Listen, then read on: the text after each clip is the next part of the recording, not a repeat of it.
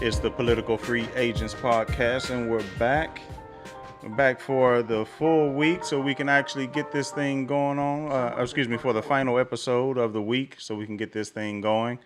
Hopefully, this won't be with too much noise going on. The house is a little bit haywire right now, so hopefully we can get this uh, get this going pretty smoothly. But you may hear some outside noise that's going on. If you do, that's okay. Just know we're getting ready for the holidays and those sort of things. So there's people abound out and around doing their thing, helping out around the house, things like that. So just keep an eye out or an ear out if you hear some of those things. So I'm getting everything queued up here.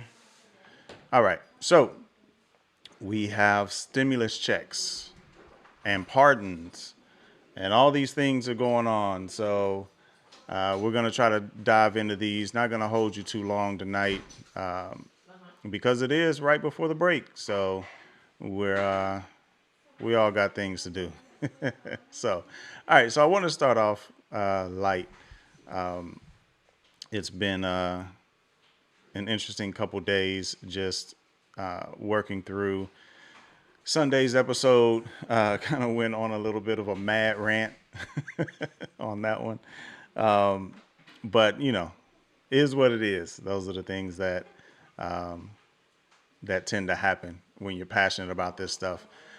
So Trump's pardons. It's been expected for a while. We've known that these things were going to come about. It's just been waiting to kind of hear who was going to be in there. And we already know some of those names now, and it's to be expected, right? You kind of expect certain people to make the list.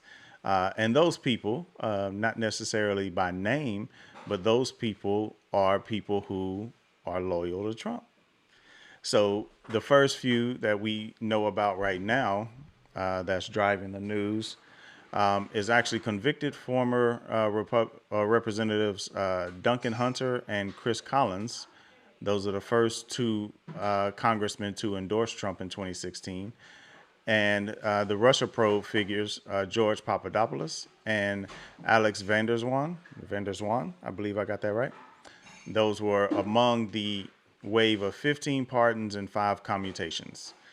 So, I mean, what did you expect, right? And this is partially why people are loyal to him, because they know, this is how he operates. He operates off of loyalty, right? So nothing unexpected there. It's really they're gonna make news of this, but it's not necessarily too much news. I mean, it can't really get worse than Clinton.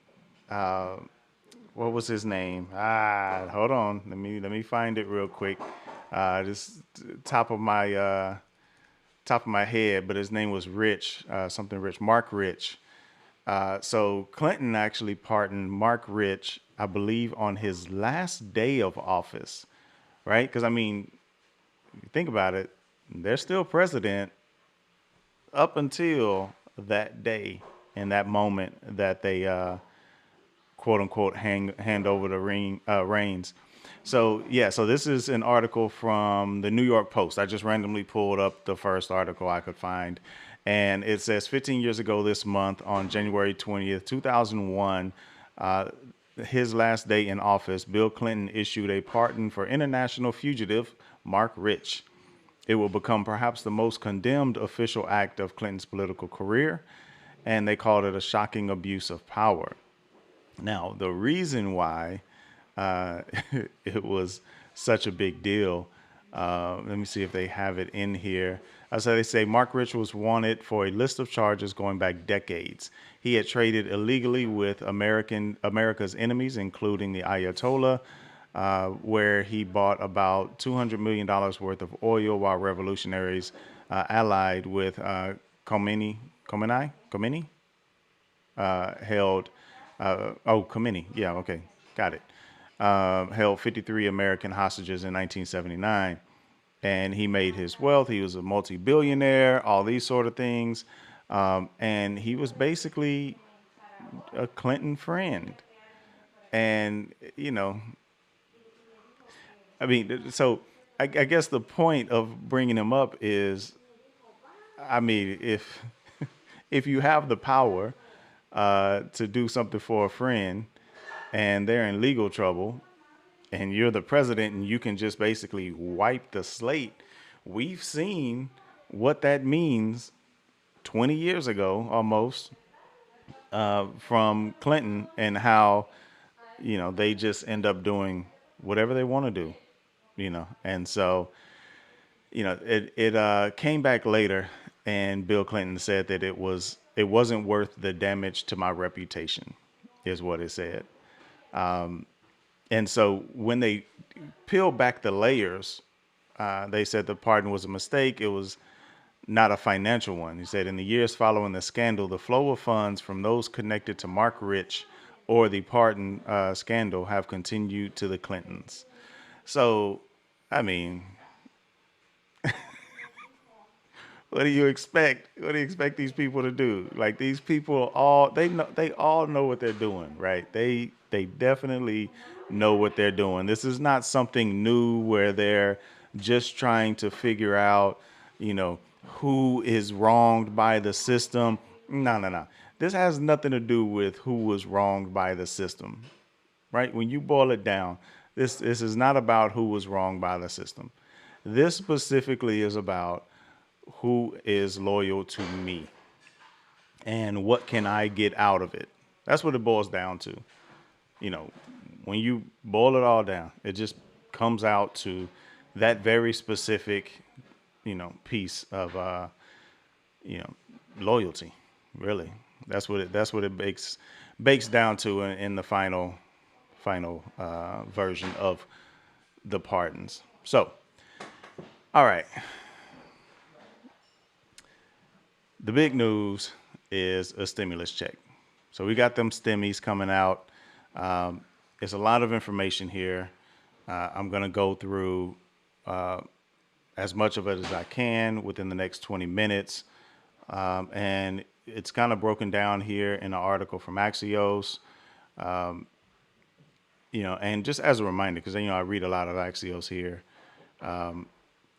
The reason I do is they keep it clean, right? You don't have to go through a bunch of narrative about who did what, when, why, and all this back stuff. Like I always say, it's like word problems, right? You have a word problem and they're talking about, I have, or Johnny has 3 apples, 2 bananas, and, a pineapple. And he gives 1 bike away. How many apples does he have? And it's like, what? A bike?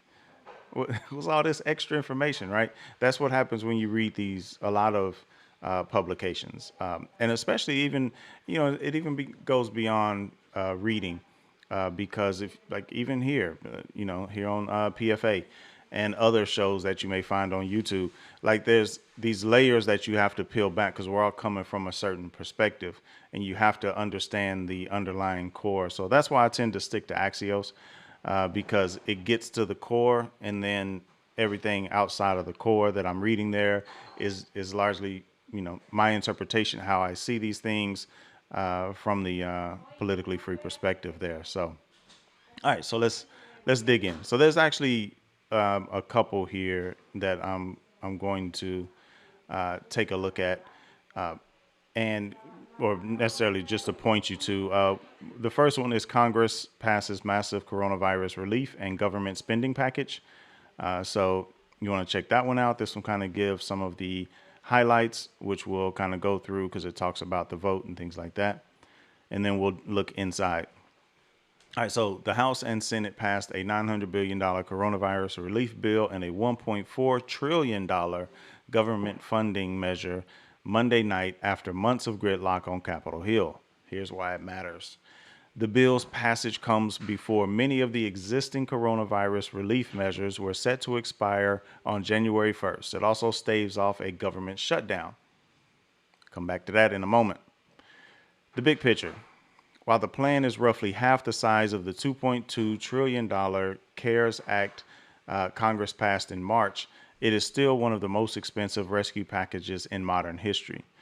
Democrat leaders who backed down significantly from their previous push of another 2 trillion say they view the deal as a down payment, quote unquote, down payment, something to tide Americans over until Joe Biden takes office and they can pass additional stimulus. Big asterisks right there. But some lawmakers, including progressives, are skeptical. Biden will be able to do this as easily as Democrats are projecting, especially given many Republicans have resumed their posture as deficit hawks now that Trump is on his way out and vaccines are being distributed across the country. Right. So we'll stop here on the big picture and just break a couple points down here, which are important. And then we'll go on and discuss. Well, no, let's just let's finish off the record now, and then I'll go through the rant. So for the record, the House passed the measure 359 to 53, while the Senate vote was 92 to 6. The six Republican senators who voted against the bill, Senators Marsha Blackburn of Tennessee, Rand Paul of Kentucky, Rick Scott of Florida, Ron Johnson of Wisconsin, Mike Lee of Utah, and Ted Cruz of Texas. Now, I don't know why they turned it down or voted against it. I can't say. But the way these things work, and I'll say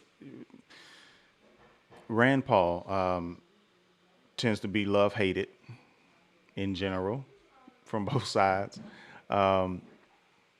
where sometimes he's staunchly, pushing Republican talking points, right? And that's when he gets a lot of the hate. And then other times he's pretty staunchly pushing libertarian talking points.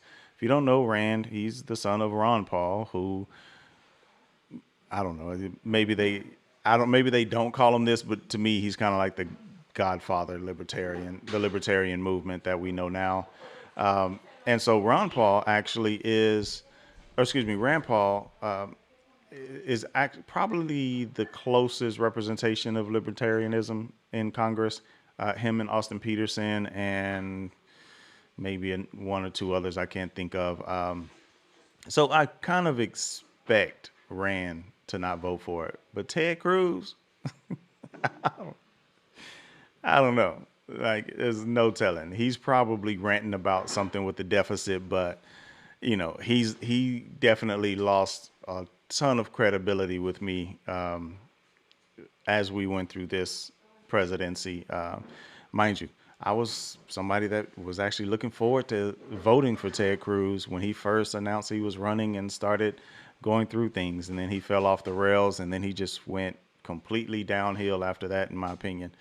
So I don't know why they necessarily didn't vote for it, but the way these things work is they basically whipped this thing, right? Or basically they've gotten the number that they need. They know how many votes they need, and then they know if it's safe for them not to vote for it, right? Because you can imagine if it's the Republicans' fault that this bipartisan deal that, they say is bipartisan, but it's largely very close to what McConnell wanted to push in July. But for the sake of it, let's call it bipartisan, right? So the bipartisan deal, it still is a ton of money when you think about it. $900 billion, that's a ton of money, right? Let's not confuse what we're tossing on the pile here. We'll just toss another 900 billion. That's a lot of money, right? So once they know that they have the votes, then they can allow people to kind of trickle off and be like, nah, we're not going to vote for it. It becomes one of those things of them, posturing to their base or, following certain talking points. There's not a lot of that. No, I don't believe this. I'm not going to do it, even though I'm going to be the last one that prevents it, right? If you think back to McCain, what happened to McCain, not long before he passed. He was the last vote. Remember, came in with the thumbs down. He was the last vote against tearing down Obamacare or the Affordable Care Act. Either way, you know what I'm talking about. So he was the last vote, and he came in with the thumbs down. What happened? Republicans lit him up, right? I mean, he was the last one. It didn't matter that there were 20 or 30 or however many others, that may have voted no as well. But because he was the last one, he got hammered, right? And so that's kind of one of those principled stances, right? You don't get that a lot in Congress from any of these congressmen and women. It's not about principle. It's about politics and power. So, largely they could have voted no for many different reasons, but whatever the reason doesn't really matter to me in this sense. So breaking down a couple things here in the big picture. They say it's still one of the most expensive in modern history, and the Democrats are considering it a down payment based on what Joe Biden will be able to do, or let's say when Joe Biden takes office. And I just wanted to paint for clarity here, because I've had these discussions multiple times now on Facebook with family and friends who think that the president has anything to do with this. And the only reason the president matters in this case is because Congress is going to kowtow to what the president's lean is, right? So if the president's leaning yes, then they kind of lean towards that, right? And they lean into it. If he's leaning no, they kind of pull back and they try to maneuver it and manipulate it until it fits what the president wants, right?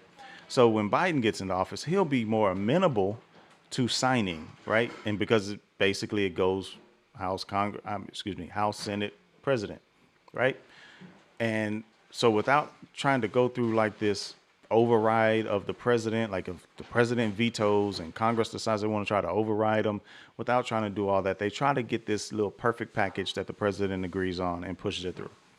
But Joe Biden being in power is only that last step. If they really wanted to push right now, they could have. But here's the point. The key to this in the Why It Matters section, that this stimulus staves off a government shutdown. That's the key. See, this bill wasn't too far different in July. There were some talking points, but they could have hashed all this out back then. Like, why did it take them 4 months? Because it was going to be a government shutdown. And when the government shuts down, it's a big stain on the Congress, right? It's a big issue. Then people's checks aren't going out, all these other things, right? So now money's on the line. Money's on the line. Let's go ahead and get this thing worked out, right? They tend to always play this game where they wait till the last minute, because now you don't have the luxury of principle. Now you have to move expeditiously, right? So what's in the stimulus bill? Because I could rant about them forever.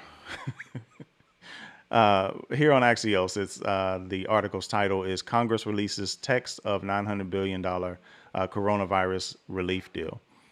Now, there's a lot of stuff going in here. And I'm going to walk through the details as laid out here. And then I'm also going to look at a couple pieces in here that are relevant, may be important, for your current situation.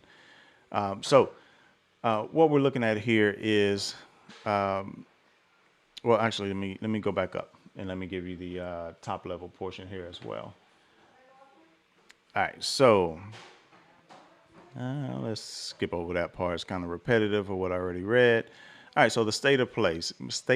The House will move quickly to pass the bill on Monday night now mind you, this is yesterday, with the Senate likely to stay late to vote early hours on Tuesday morning. This gives lawmakers and their staff just hours to review 5,593 or a 5,593 page bill, one of the largest rescue packages in U.S. history.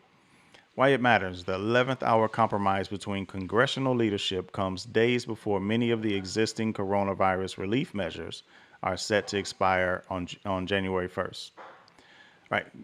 Basically what I'm saying, like whenever it becomes to that 11th hour type thing, like your bargaining chips are minimized, right? If you can politically, if they can just stave off the required vote until the last minute, like the 11th hour as they call it, once once they can do that, then the opposition party that doesn't want to play ball in that way, they may have a little bit extra in there that they're kind of pushing, but they're pushing it specifically to try to delay it, right? They're pushing to delay this thing so that they can see, push whatever narrative or funding thing that they want to do. They're trying to push those things out, right? So anytime that stuff is happening, it's specifically for that reason, so they can push these things to the last minute and then try to force them to compromise on something that they normally wouldn't have compromised on. And this one was, they were trying to, McConnell was trying to push through protection for businesses. So if your employer, we talked about this a few episodes back, if your employer forced you to come to work or you would be fired, and you were like, well, I have pre-existing conditions, there's COVID cases at the office, like I'm not trying to be sick, blah, blah, blah. You can get fired, blah, blah, blah. Or if you go to work and you catch COVID, they wanted it to where you couldn't sue your employer. So no matter if the employer's taking safety precautions or anything, they wanted it to basically wipe the slate from business, and the business could just get away with whatever. You catch COVID, that's on you. Shouldn't have come to work. So that actually was pulled out. So here's what the package actually includes: $600 stimulus checks per adult and child, which is interesting, but we're going to look into what that means in a moment. $300 a week in enhanced unemployment insurance for 11 weeks. $319 billion. Hold on one second. $319 billion for small businesses, including $284 billion for loans given through the Paycheck Protection Program. $20 billion in EIDL grants. I actually didn't look that one up. I don't know what the EIDL grants are. And $15 billion for live venues, independent movie theaters, and cultural institutions. Interesting. $25 billion in rental assistance and an extension of the eviction moratorium. So the moratorium was basically, where they prevented people from being evicted. The $13 billion in increased SNAP and child nutrition benefits. $82 billion in education, with $10 billion dedicated to child care. $7 billion to increase access to broadband. Billions for vaccine distribution and COVID-19 testing. Language ending surprise billing for, language ending the surprise billing for emergency and scheduled care. A tax credit for employers offering paid sick leave and extends the employee retention tax credit. $4 billion for Gavi. That's the International Vaccine Alliance. So those are the things that are in there. And let's just go back to the top real quick and I'm looking at the text of the bill here. And so the $600, this is the way it breaks down. This is section 6428A. It's additional 2020 recovery rebates for individuals in general. It said, in addition to the credit allowed under section 6248, in the case of an eligible individual, there shall be allowed as a credit against the tax imposed by subtitle A, blah, blah, blah, the year beginning 2020, and amount equal to the sum of. Okay, so $600. This is $1,200 in the case of eligible individuals filing a joint return, plus an amount equal to the product of $600 multiplied by the number of qualifying children. And qualifying children is based on, I believe it's age. They have to be 18 or younger, something to that effect. Shoot, I remember it from the last one, but you can look up what qualified child means. It'll show in the tax code there as well. And then the treatment of the credit. Wait, no, let's skip down to get rid of all the legalese talk. All right, so it shall be reduced, but not below zero, by 5% of so much of the taxpayer's adjusted gross income as it exceeds $150,000 in the case of a joint return or a surviving spouse, $112,500 in the case of head of household, $75,000 in the case of a taxpayer not described in paragraph 1 or 2. So the eligible individual is a non-resident alien individual, any individual with respect to whom a deduction under Section 151 is allowed to another taxpayer for a taxable year beginning at the calendar year, blah, blah, blah, state of trust, okay, da. All right. So you kind of get the point. Basically, it's largely around the lines of what it was last time. It's down to 600. Last time, I believe it was 900 per individual. And then same limits. Basically, it reduces by 5% if you're over 150,000. So individuals are going to get 600. Individual with children, if they're qualifying children, they end up getting 600 per child. So it could end up working out, to a decent amount. We should be able to see. What I didn't see though is how fast these checks are going to hit. Because see, that's important, right? Like we're at the end of the year. Is this going to be delivered before January 1st? Right? It's a little late for people to get the money and use it for Christmas. You could always do some late Christmas. But I didn't see how late it was going to be, how slow it was going to be. So we'll see what's actually happening there and how it actually gets distributed. Last time it was super slow for it to actually get distributed. We'll see how fast this one is going to go out. And then the $300 per week in enhanced unemployment insurance for 11 weeks. That's a good one. That's going to help. That's basically going to be $3,300 extra over the next, 3 months? So for the next quarter, if you're on unemployment. So that'll be useful. It's not going to help those that are off unemployment, but it does help those that are on it. One thing I did like to see, of course, the SNAP and children nutritional benefits that are there, but the rental assistance is good as well. There's a stat. I'll see if I can locate it. I had it up earlier. I should have kept it up. But there's a stat about how many people are about to come up on rent being due here soon. And so, actually, yeah, it's in this article. That's where I saw it. Thought I saw it on Twitter. That's on a different article. And so that's important to be able to help people with their rental assistance and then that eviction moratorium because it's looking bad on the real estate side of things. And if you think it's all about, freeloaders who don't want to pay rent, imagine what would happen if all of these houses suddenly just became available for rent and there was nobody to rent them. What happens then? What happens if all these houses get foreclosed on and you just end up having a bunch of houses that are foreclosed on that are just sitting there? So in that case, it's going to be a very big deal.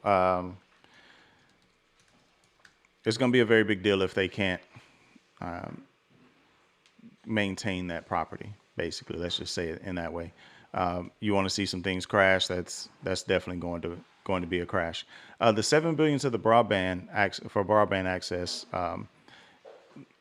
If we're really going to do this remote learning thing, broadband has to come up.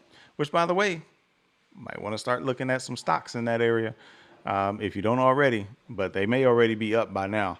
I haven't actually checked those stocks, but those things are there. And then we have more billions for the vaccine distribution, which is good. And then also the pay sick leave for businesses and employee retention tax credit. So tossing another 319 billion to small businesses, and well, let's say 284 billion of that is in the Paycheck Protection Program. That just seems like we're just not learning. That's what it seems like to me. We're not learning. We saw what happened with the last Paycheck Protection Program. We saw, like, we all were here. We saw what happened.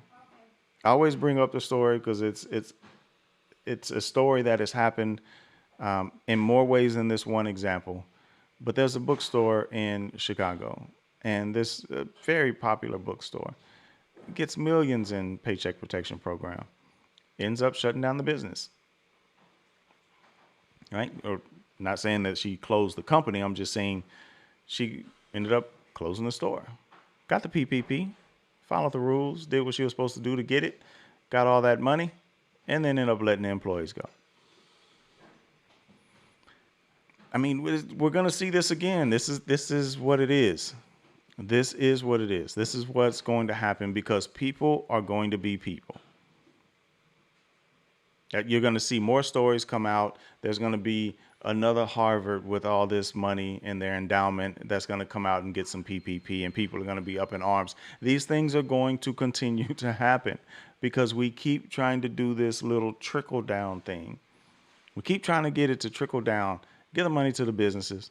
The businesses will distribute it to the employees. The employees will spend it at other businesses, and it'll just cycle. And that just doesn't happen at the levels that they want it to happen.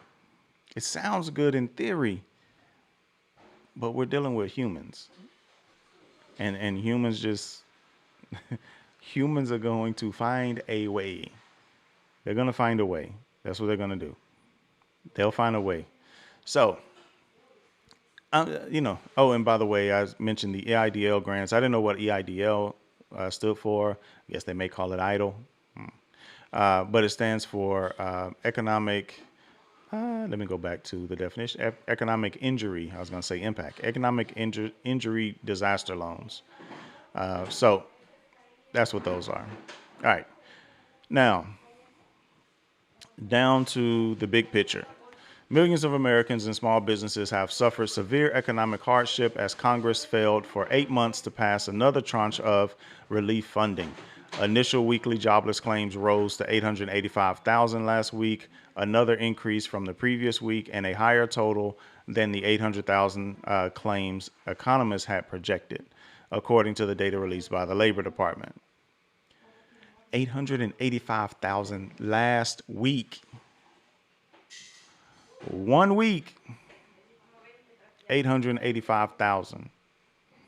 The U.S. poverty rate jumped to 11.7% in November. That was up 2.4 percentage points since June, making this the biggest jump in a single year since the government began tracking poverty 60 years ago, the Washington Post reports. Nearly 12 million renters will owe an average of $5,850 in back rent and utilities by January. This is per the Washington Post, showing that people are running out of money for basic needs. 12 million renters will owe an average of $5,850 in back rent and utilities. Just let that number marinate. 12 million. 12 million people. Let me see. Let's do some math here. So that's basically, what's that? That's 3%. 3% of the country is going to owe $5,850 in back rent and utilities. I guess that $600 will go a long way. As many cut back on spending after losing the $600 weekly boost to unemployment checks from the federal government, retail sales fell Say that 5 times in a row. Retail sales fell 1.1% in November, the biggest drop in 7 months per the Associated Press, the AP. All right, so I mean, this is what's in there. Here's some other things that we want to go ahead and pile in. And I haven't looked into these things, but I did look to verify this specific point, one of the specific points, but I didn't break down all of these. So I'm kind of taking this tweet at face value, which is a little bit dangerous, but I will follow it up by referencing what I do have here in front of me. That's actually from the text of the deal. All right, so this is a tweet from B Besfort, BESF0RT, from December 21st, yesterday. All right, so he says the new coronavirus bill includes, let's see, $4 billion for Navy weapons. I had to count the zeros. $4 billion for Navy weapons, $2 billion for Air Force missiles, $500 million for Israel, tax breaks if you own a racehorse, and $600 for you. He goes on and breaks down $800 billion for private universities. And then they say $600 for some of us, because it's important to remember that these scraps are mean tested and many now unemployed people won't get it. Right.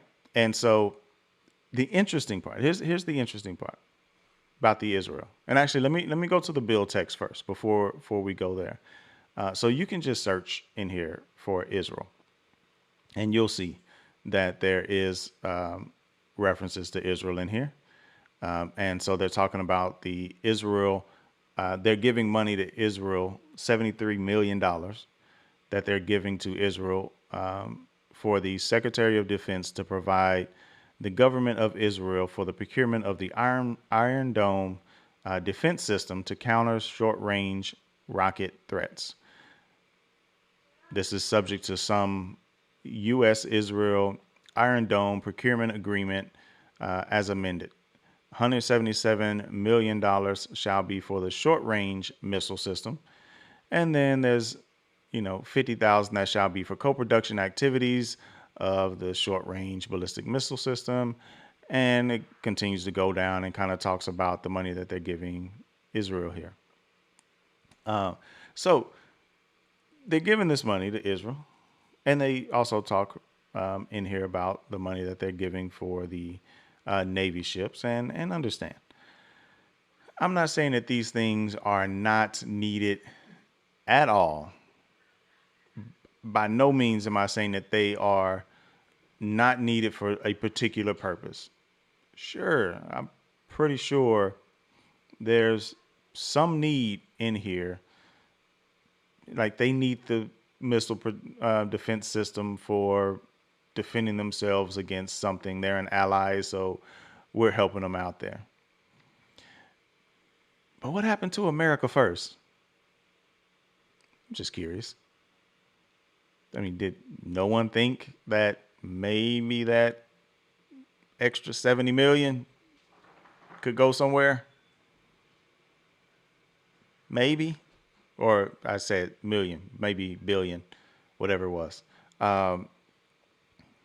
Maybe that could have went to Americans that are struggling with $5,000 extra for 12,885,000 unemployed. Maybe, just maybe, that money could have went somewhere other than overseas. So we're America first sometimes, but not all the time. This is why, and I'm not going to go on a long rant here.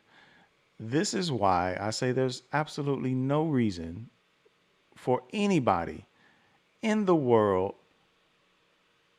let's say America, but it applies to the world, to be fans of politicians. Now, you can like what they do. You can like how they act, how they do whatever, but you should not be walking around here a fan of a politician, because they are not here for you. I don't know how many times I got to beat that dead drum, that dead horse, but mix them up there, mix my metaphors. I don't know how many times I gotta repeat that. But the government, they're not here for you. I don't care how many times. Yeah, I'm sorry. Sidebar from the tweet, he said 500 million shall be for Israel, and I just saw that as I was randomly scrolling that it is 500 million that is for Israel in here. So I don't care how many times I come on here and I beat this dead drum. I still have people who are outright staunch supporters of a politician. I don't care how many times I do it. They just continuously are like, whatever. It's not just even Trump. Don't think I'm just talking about Trump. Everybody is out here with a fan, mentality for some politician. Everybody loosely, because I know there are some, some free agents out there. All of you listening, I know you've learned, right? You're in the free agent nation, but it just doesn't make any sense. They're gonna do these things repeatedly because they can. That's what it boils down to. They're gonna do them because they can. And as long as we continue supporting them in this way, they're going to keep doing it. Right now, this Iran, the Iron Maiden, that's what I'm going to call it, the Iron Maiden deal. This could have been back, from some other deal that was required for them to pass. Because remember, like the congressional shutdown is based on the budget. It's not just the stimulus. There's also the budget that they're working on. That's why the Navy weapons and Air Force missile, those sort of things exist. That's not part of the stimulus per se. It's just a part of this bill, and the stimulus is actually included in there as well. But and I actually want to look up one more thing in the stimulus bill while I'm sitting here ranting, just to make sure.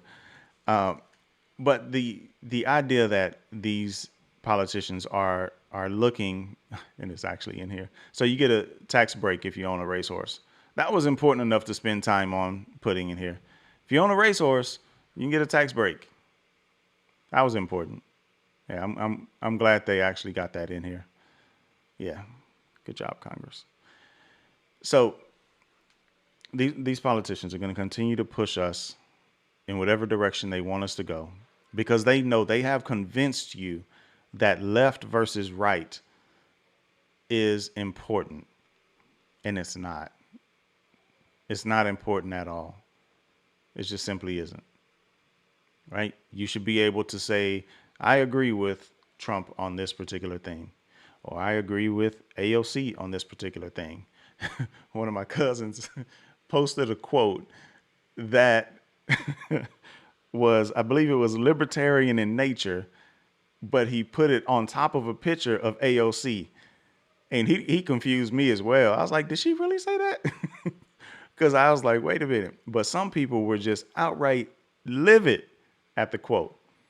But if you would have put somebody they agree with, they would have checked the box and been like, yep.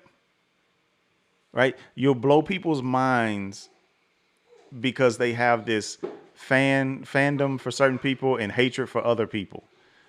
Right? And if that hatred crosses lines with something they agree with, it's like, I can't reel in my hate, right? Like, it's difficult, to do that. But, it's human nature. I get it. But we got to get out of these streets being fans of these politicians. Now, I don't know how many times I got to say it, but they not here for us. I'll say it, outside my grammar, they ain't here for us. That just is what it is, right? So anyway, we'll see what the relief bill, how it gets rolled out. We don't know. We'll see. We'll see how people end up getting checks. How the Paycheck Protection Program reigns in. But remember today, December 22nd, 2020, where I told you this Paycheck Protection Program is about to get abused again, because that's how business operates. You can't hand out free money and don't expect people to go out there and get some free money. I don't know. Maybe we should all get in on the grift. Maybe we should. Maybe we should just throw morals to the wayside and just jump on the grift and just start getting money. Maybe we should do that. I don't know. Anyway, we're the political free agents. I want to end one thing. I'm trying to end each episode. I forgot before I started my closing. I want to end by promoting another artist. So on Sunday, I promoted Duga, who's the artist for this amazing abstract art that I have up here. I love it.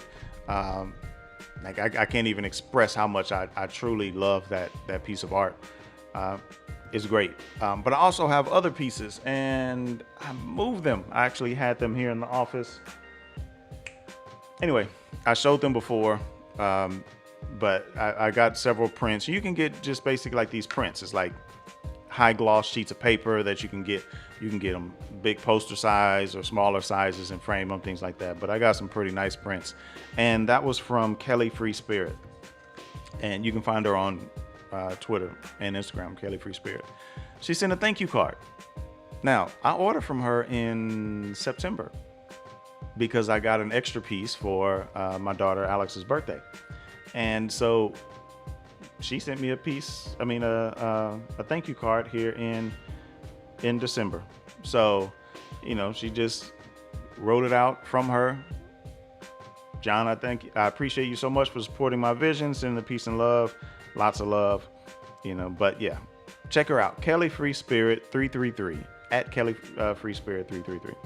So use code free 333 for 20% off your next art purchase.